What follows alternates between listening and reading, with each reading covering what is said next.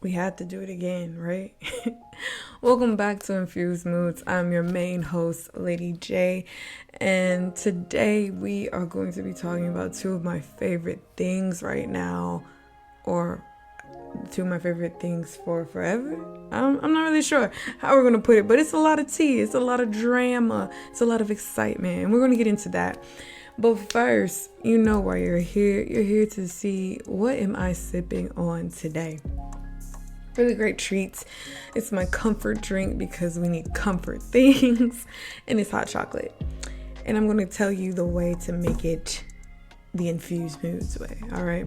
So I start off kind of piggybacking off of Starbucks and their little formula, and I get their regular cocoa mix. Mix that with some Fairlife because I guess we are a lactose intolerant gang, but again, I'm not claiming that for myself. You can claim it. I'm just gonna write it out. I'm just gonna write it out.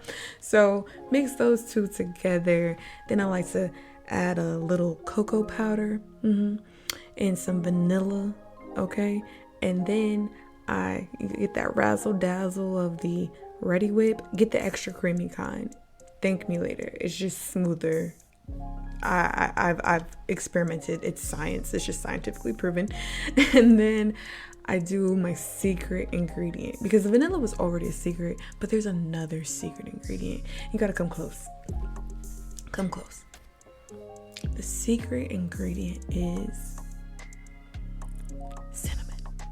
I know. That's crazy, right?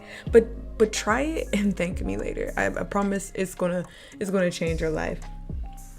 And the two songs that I'm infusing with today, I think really tie in nicely to the sports that we are looking at. First up is Proud of You by Young Thug featuring Lil Uzi Vert. And this song is kind of old in music time, but it is such a staple. I don't know what it is between Thug and Uzi, but when they get together, they really make magic. And I know they have so much unreleased music. I can only imagine what would happen if they just put out a whole tape with everything in the vault. But this song is what I dedicate to my Steelers, to every football team. I'm proud of y'all. Y'all tried. Y'all did your best. But this season was crazy. And then the next song is Exactly by Skylar Blatt. I don't know if y'all know about her, but she's up, okay? And you heard it from me. She's up, and she is from Cincinnati, Ohio, and she's tough. She's so tough. I'm so excited to see more from her. She just has such a gritty voice that is just made for rap, and I'm just spin the record and then spin all her other stuff and get back to me, okay? All right. So anyway, those are the songs that we're infusing with today, and now let's get into the subject matter. Like I said, we had to do it again. We had to roll it back. I left you for a very long time, but I was like, we're about to get up on basketball, and then basketball started moving so fast, and I was just like, I don't know how to like jump back into this and really tie everything together. But we're here. So this football season that we just came out of was definitely one for the books because we all got it wrong. And I don't care if you're listening and you thought you got it right, or your homeboy got it right, or your friend down the street. No one was right. We were all wrong, and we will collectively take this L together. So I lost some bets, but I won all of my core ones since the Steelers ended up getting more than 8 wins, and they beat the Falcons just in general. So, I'm up. I'd like to think that this was a productive football season for me. And I think the best way to get through all of the trauma into the Super Bowl is just to go through where we last left you off at. I'm going to just touch on the scores, the notable highlights for some of those weeks for me, and, give flowers to the players, okay? So week 11, if you recall, I had a simple watch list. On it was the Steelers, the Bengals, the Seahawks, the Cardinals, the Ravens, and the Packers, who I later dropped after Aaron Gate, but it had to be done. So in week 11, the Steelers lost to the Chargers, which for me as a fan was devastating because how? And it was such a close game. It was 41-37. And I just sat there and it made me rethink my fandom, but I'm still here. I'm still bleeding black and gold. I don't think that's ever going to change. And then the Ravens beat the Bears 16-13. Close, but it was expected for the Ravens to win. My Bengal babies ended up beating the Raiders 32-13. The Bills lost to the Colts, which was kind of shocking, but hey, I think this was just setting us up for what the season was going to end up pulling for us. And then at this time, even though they weren't on my watch list, if you remember, Cammy Newtonian was back with the Panthers, and he came out the bat swinging, okay? His first game back in the league after they made that connection was pretty solid. But unfortunately, this week, they did not win, and that was the biggest indicator to me early on for how his time with the Panthers was going to go, because they had an underwhelming season. I don't know what the two of them are going to do. I don't know if this is it for Cam. We'll see. We got a lot of time until they're back, but they made all that fuss for, oh, he's returning, blah, blah, blah, and crickets. Yeah, moving on.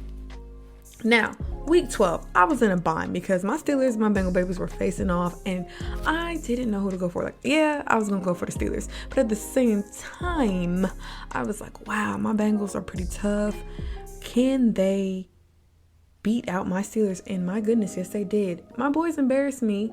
And we lost to the Bengals with them getting 41 points to our 10. We're not going to talk about it. We're just going to move on.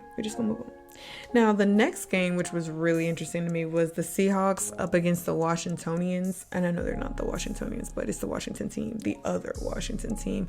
And I was a bit confused because in all my years of watching football, I don't think I ever paid attention to Washington's teams.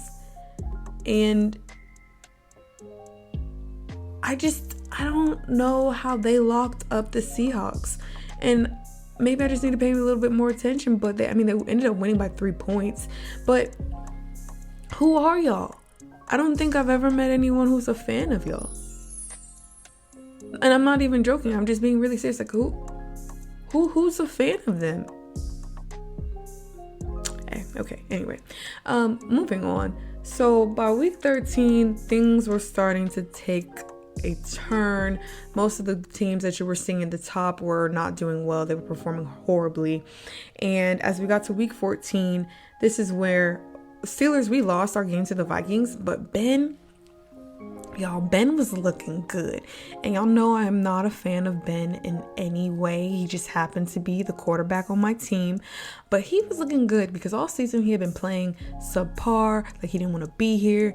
He didn't want to give us a chance, but he kind of put it all on the line here, which made me go oh man, maybe he wants to save his legacy. Maybe he wants to put up a fight, but you'll see. Let's keep going because there's plenty more weeks left. As we rolled into week 16, the Steelers were handed their whole selves by the Chiefs with a 36-10 loss, but the Bengals ended up beating the Ravens 41-21. And I'm trickling down to who I'm talking about at this time. Oh, but also Urban Meyer was kicked out of the league, and at this point I was already winning my side bet of getting to 8 wins for the Pittsburgh Steelers, but Urban Meyer was gone, kicked, sayonara. At week 17, the Steelers, we beat the Browns 26-14. Bengals ended up beating the Chiefs in a nail-biter game. It was neck and neck, and they ended up winning 34-31. The Cardinal babies beat the Cowboys, and this is where the news started getting a little bizarre. So Antonio Brown, in the middle of a Bucs game, just completely said, "Bump it, I'm done," walked off the field, took off his jersey, amped the crowd up, and just caught an Uber I cannot make this up. Like, if this was supposed